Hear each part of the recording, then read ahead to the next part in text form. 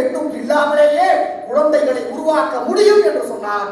அவர் சொன்ன அத்தனையும் இன்றைக்கு நடந்திருக்கிறது என்றால் அறிவியல் வளர்ச்சியை புரிந்து கொள்வதற்கு நாம் பெரியாரிடம் இருந்து தொடங்க வேண்டும். திராவிடம் எதை செய்தது? பசித்தவனுக்கு உணவு கொடுத்தது திராவிடம். நம்முடைய இளம் தலைவர் செய்து கொண்டிருக்கிறார். அறிவியலுக்கு புறம்பான சனாதனத்தை இரண்டே சொற்களில் அவர் உடைத்து காட்டுகிறார். சனாதனத்தை ஒழிப்பேன் என்று சொன்னார்.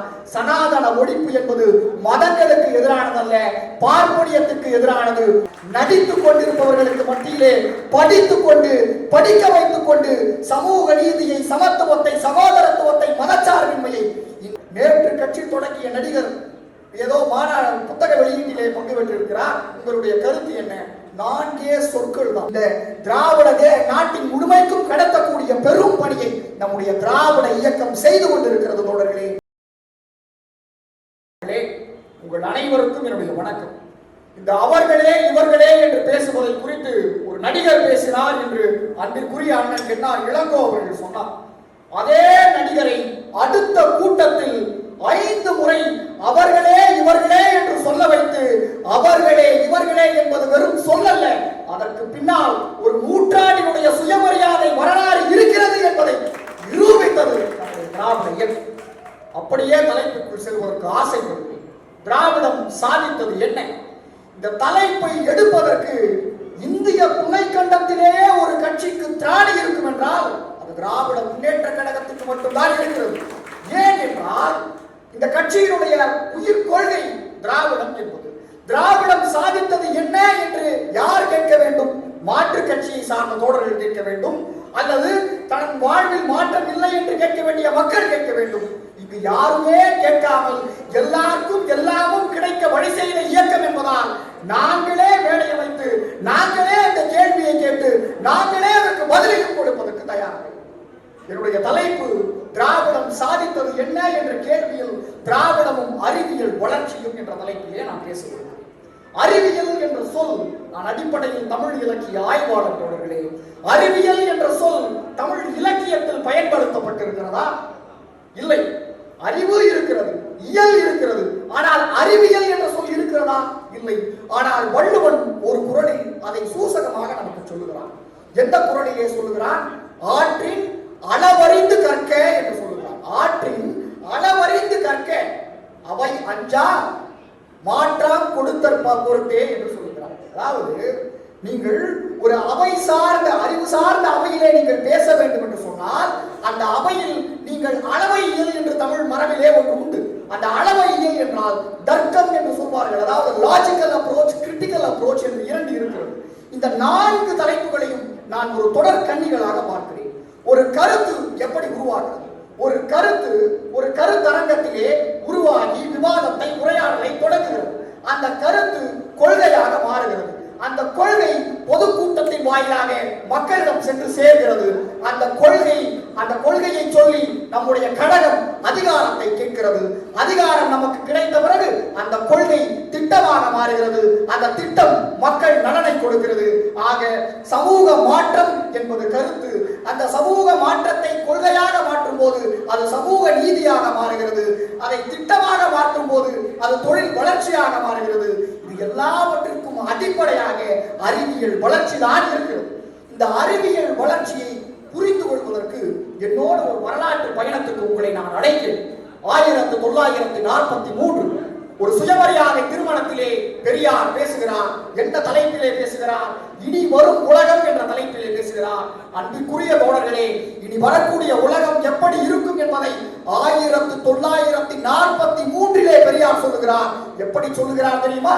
கம்பியில்லா தந்தி சாதனம் எல்லோர் சட்டை பையிலும் இருக்கும் என்று சொன்னார். உங்கள் எல்லோர் சட்டை பைகளிலும் கம்பியில்லா தந்தி சாதனம் இருக்கிறது தானே? அதுதான் தீர்க்க தரிசனம்.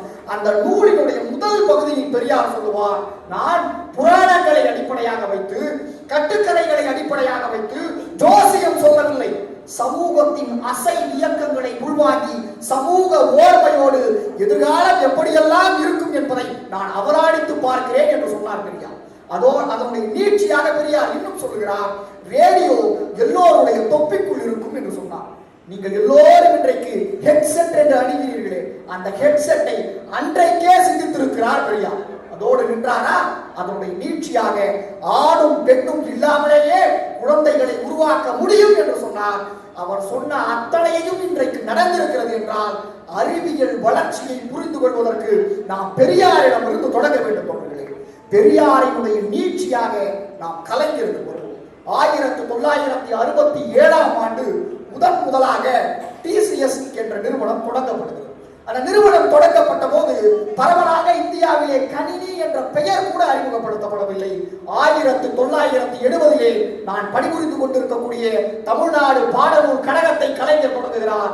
1975 கணினியும் அதன் பயன்பாடுகளும் என்ற தலைப்பில் ஒரு நூல் வெளியிடப்படுகிறது.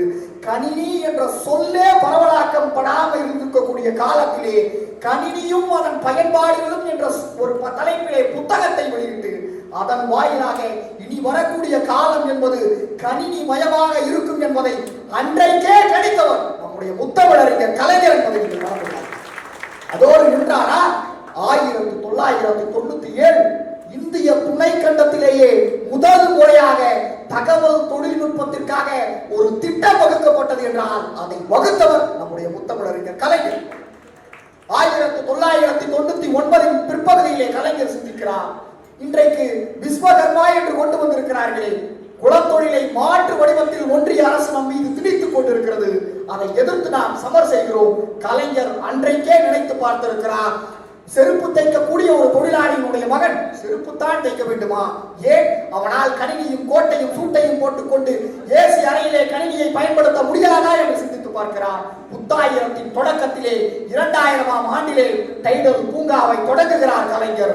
13 மாடி கட்டடத்திலே ஒரு நூற்றாண்டினுடைய வரலாற்றை அறிவியலை கொண்டு சமத்துவத்தை சமூக நீதியை நிலைநிறுத்தியவர் நம்முடைய முத்தமிழறிஞர் கலைஞர் என்று சொன்னால் அது மிகையாக.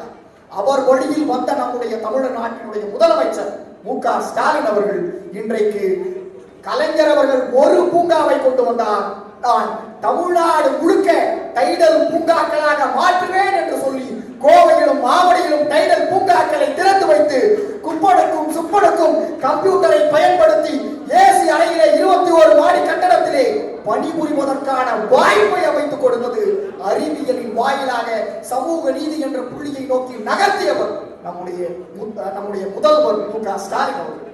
அன்பிற்குரியவர்களே, இந்த அறிவியல் வளர்ச்சி என்ற சொல்லை உள்வாங்கிக் கொள்வதற்கு அமர்த்யா சென் அவர்கள் தி ஐடியா ஆஃப் ஜஸ்டிஸ் என்று ஒரு நூல் எழுதியிருக்கிறார். அந்த ஐடியா ஆஃப் ஜஸ்டிஸ் என்ற நூலை நீங்கள் வாசித்து விட்டு நேற்றைய ஆங்கில இந்து இதழிலே நம்முடைய மாண்புமிகு முதலமைச்சர் ஒரு கட்டுரை எழுதியிருக்கிறார். நீங்கள் எல்லோரும் அவசியம் வாசிக்க வேண்டிய ஒரு கட்டுரை. அந்த கட்டுரை எதை சொல்லுகிறது என்று சொன்னால், ஸ்டேட்ஸ் அண்ட் தேர் காசஸ் இந்த, அதாவது மாநிலங்களுக்கும் நிதி அறிக்கையை கொடுக்கக்கூடிய அந்த நிதிக்குழுவுக்கும் இடையில் இருக்கக்கூடிய அந்த சிக்கல்களை குறித்து நம்முடைய முதல்வர் அவர்கள் ஒரு கட்டுரை எழுதியிருக்கிறார். அவசியம் வாசித்து பாருங்கள். 15வது நிதிக்குழு கூடிய போது அவர்கள் 41% நிதி பகிர்வை நமக்கு தர வேண்டும் என்று சொன்னார்கள். ஆனால் ஒன்றிய அரசு 33% மட்டும்தான் நமக்கு கொடுத்தது. அதை மாற்றி இன்றைக்கு நம்முடைய முதலமைச்சர் 50% நிதி பகிர்வை நீங்கள் கிடப்புக்குள் போடாமல் செங்குத்து வகையிலே அதனை பிரித்து மாநில அரசுகளுக்கு வழங்க வேண்டும் என்று சொன்னார். அதை அப்படியே உள்வாங்கி அன்பிற்குரிய ஐயா ஜெயரஞ்சன் அவர்கள் அரசியல் என்ற தலைப்பிலே ஒரு கட்டுரை எழுதியிருக்கிறார். அதில் திராவிடம் என்ன செய்தது என்ற கேள்விக்கு அவர் இப்படி பதிலை சொல்லுகிறார். என்ன தெரியுமா சொல்லுகிறார்? திராவிடம் எதை செய்தது? பசித்தவனுக்கு உணவு கொடுத்தது திராவிடம். அன்பிற்குரிய தோழர்களே, உணவு விடுதலையின் வாயிலாக சமூக விடுதலையை பெற்றுக் கொடுத்தது திராவிட இயக்கம் என்பதை அழுத்தம் திருத்தமாக அவர் பதிவு செய்கிறார். ஆக இன்றைக்கு அறிவியல் வளர்ச்சி என்பது சமத்துவத்தை அடிப்படையாக கொண்டு, சமூக நீதியை அடிப்படையாக கொண்டு, மதச்சார்பின்மையை அடிப்படையாக கொண்டு கட்டி எழுப்பப்பட்டிருக்கிறது. அதை இழுத்து செல்ல வேண்டிய பணியை தான் நம்முடைய இளம் தலைவர் செய்து கொண்டிருக்கிறார். அறிவியலுக்கு புறம்பான சனாதனத்தை 2 சொற்களில் அவர் உடைத்து காட்டுகிறார். எப்படி காட்டுகிறார்? சனாதனத்தை ஒழிப்பேன் என்று சொன்னார். சனாதன ஒழிப்பு என்பது மதங்களுக்கு எதிரானதல்ல, பார்ப்பனியத்துக்கு எதிரானது, ஒடுக்குமுறைகளுக்கு எதிரானது, இவன் மேலானவன் இவன் கீழானவன் என்ற அந்த ஆதிக்க சிந்தனைக்கு எதிரானது. அதை 2 சொற்களில் நிகழ்த்தி காட்டியவர் நம்முடைய மாண்புமிகு துணை முதலமைச்சர். இன்றைக்கு கேள்வி கேட்கிறார்கள். நேற்று கட்சி தொடங்கிய நடிகர் ஏதோ மாநாடு புத்தக வெளியீட்டிலே பங்கு பெற்றிருக்கிறார். உங்களுடைய கருத்து என்ன? 4 சொற்கள் தான், பெரிய வாசகம் இல்லை, 4 சொற்கள். நான் சினிமா செய்திகளை பார்ப்பதில்லை என்று சொல்கிறார்.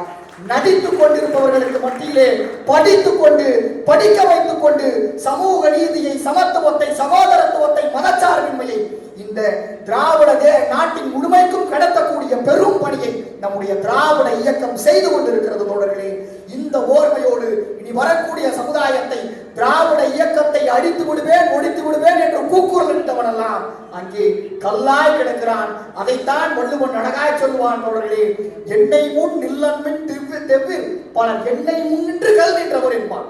என் இயக்கத்தையும் என் தலைவனையும் அழித்து விடுவேன், ஒழித்து விடுவேன் என்று சொன்னவனெல்லாம் அதோ பார் இறந்து மடிந்து கல்லாய் கிடக்கிறான்.